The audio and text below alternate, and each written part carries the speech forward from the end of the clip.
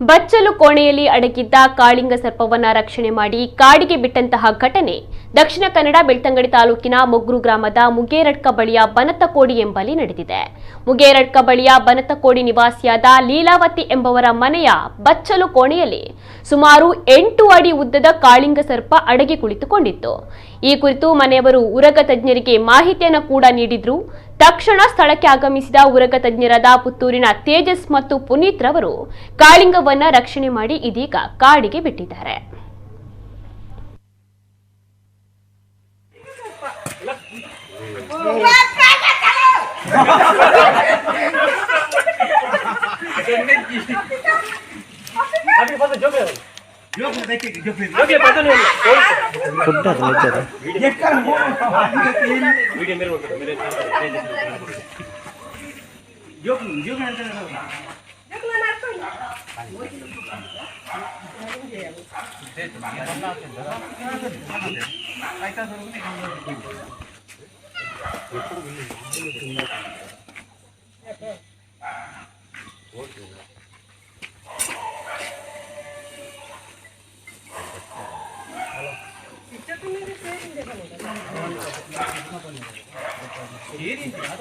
మెల్లించనే ఇంచికి దీదుకుంటూ బరందది